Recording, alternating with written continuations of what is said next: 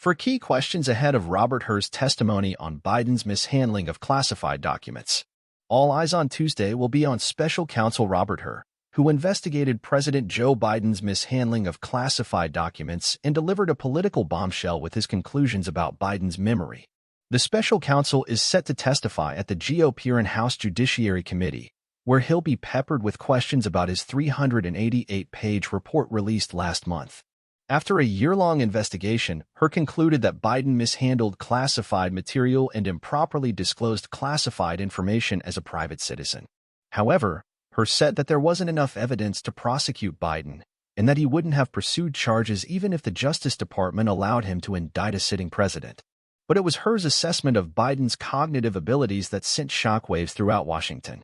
He described Biden as a well-meaning, elderly man with a poor memory in explaining the uphill battle prosecutors might face when trying to convince a potential jury that Biden was a criminal.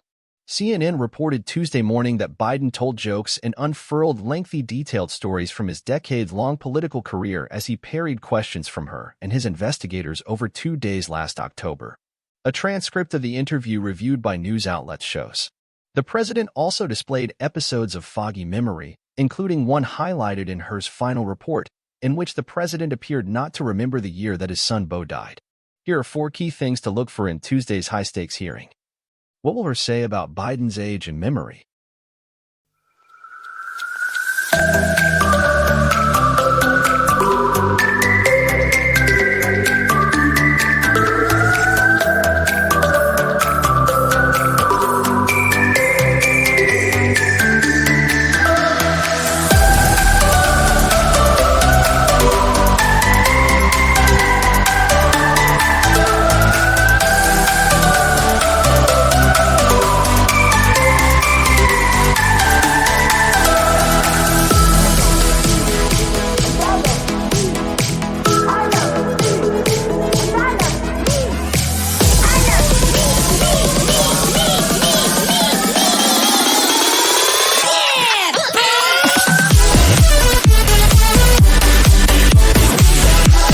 Republicans will undoubtedly question Hur over Biden's mental acuity after his report painted a damaging portrait of the president's memory, which it called significantly limited and hazy at times. According to a draft of Hur's opening statement on Tuesday that was obtained by CNN, Hur will say that in order to explain the decision not to bring criminal charges against Biden, I understood that my explanation about this case had to include rigorous, detailed, and thorough analysis. In other words, I needed to show my work, just as I would expect any prosecutor to show his or her work in explaining the decision to prosecute or not. Regarding the decision to reference Biden's memory in his report, Hur will say, I had to consider the president's memory and overall mental state, and how a jury likely would perceive his memory and mental state in a criminal trial. Biden and his allies have forcefully rejected the depiction of a faulty memory, but Republicans quickly seized on the report to argue he is unfit to serve, especially as they make Biden's age a major focus of attack in the 2024 presidential race. At 81, Biden is the oldest U.S. president in history, though Donald Trump is only a few years younger at 77. In addition to calling Biden an elderly man with a poor memory, the report said that during the president's interview with Hur's office in October, Biden did not remember exactly when his son Beau died, or which years he served as vice president under Barack Obama. A visibly seething Biden responded later, telling reporters, I am well-meaning, and I'm an elderly man, and I know what the hell I'm doing. How in the hell dare he raise that? Biden asked of the report's reference to Beau's death. I don't need anyone to remind me when he passed away. White House officials and Biden's personal lawyer called the report's assertions about the president's memory inappropriate and incorrect, noting the interview took place in the immediate aftermath of Hamas' October 7th attack against Israel, and arguing that Biden was highly engaged even with everything else going on. Some House Republicans have called for the vice president and the cabinet to invoke the 25th Amendment to remove Biden from office in light of what are said about Biden's mental fitness, arguing that the president appears unable to perform the duties of his office. The many other Republicans have not gone as far. How does Hur differentiate Biden and Trump's handling of classified material?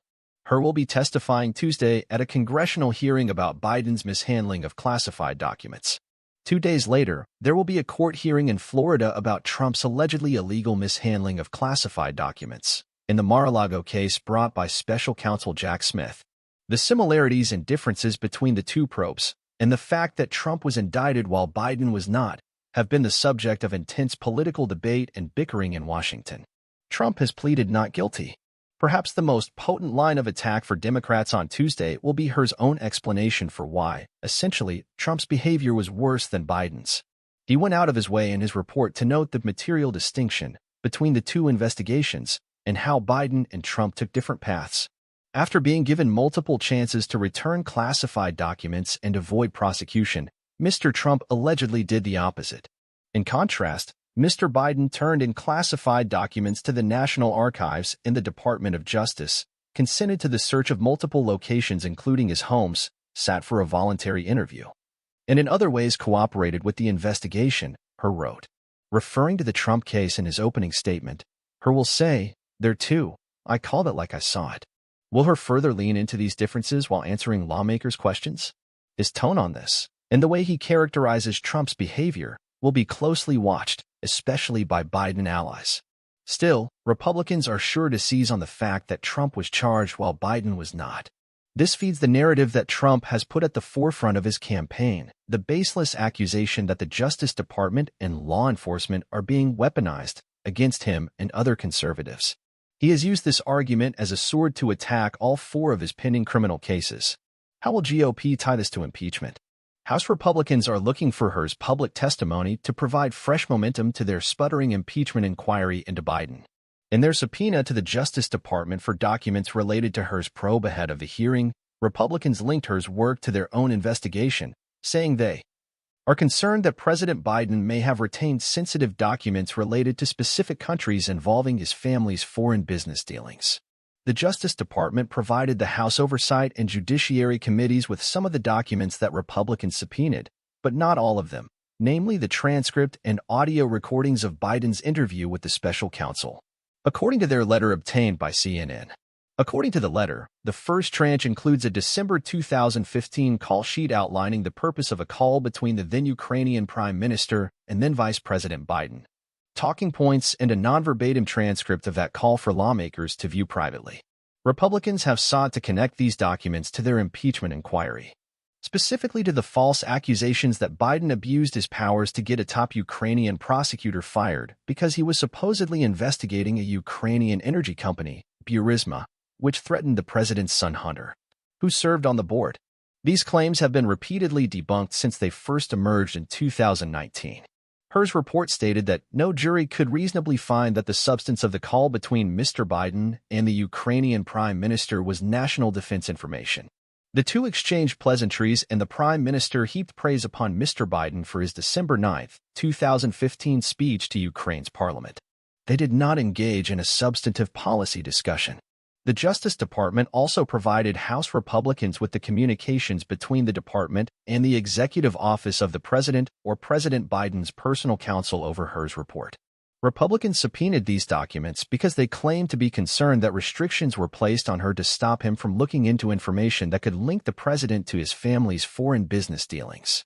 After 15 months, thousands of bank records, documents, and more than 40 interviews with Biden family members, business associates, administration personnel, Department of Justice officials, and Internal Revenue Service whistleblowers, Republicans have failed to uncover evidence to their core allegations that the president used his government powers to personally benefit financially or to serve his family's foreign business interests. Since Republicans reclaimed the House majority in 2023, all investigative roads had run through the president's son. But Hunter Biden failed to provide Republicans with a smoking gun in his deposition last month and instead became the latest witness to tell Republicans the president was not involved in any of the family's foreign business dealings.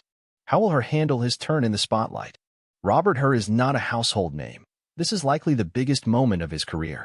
It appears that he participated in just one White House news conference during the Trump administration, when he was the U.S. Attorney in Maryland from April 2018 until February 2021. His delivery was strong at the White House podium, but there is a world of difference between a news conference and a congressional grilling in front of lawmakers looking for their own viral moment. Hur will be the third special counsel to testify before the House Judiciary Committee in the past 5 years, and the previous two examples offer different possible strategies for Hur. Robert Mueller testified in 2019 about the Trump-Russia investigation and gave halting testimony in which he repeatedly dodged questions by telling lawmakers to find the answers in his report. He even declined to read aloud sections of his report when asked by Democratic lawmakers, who were hoping to solicit soundbites about Trump's misdeeds. The hearing left many wondering whether anything was even achieved. John Durham, who investigated the origins of the Russia probe, was more willing to offer substantive answers to lawmakers' questions when he testified last year and was open to engaging with lawmakers. In one memorable moment, he went out of his way to defend former Attorney General Bill Barr from Trump's public attacks, even though he could have strictly stuck to what was printed in his report. Hur's approach will determine how easy, or hard, it is for lawmakers to extract the political moments that they want. By including commentary in his report about Biden's mental state, which some legal experts and White House lawyers have said wasn't warranted, Hur showed that he isn't afraid to step on a political landmine. However, he'll be forced to explain his conclusions about Biden's feebleness just 5 days after the president surprised many on Capitol Hill with his fiery State of the Union performance.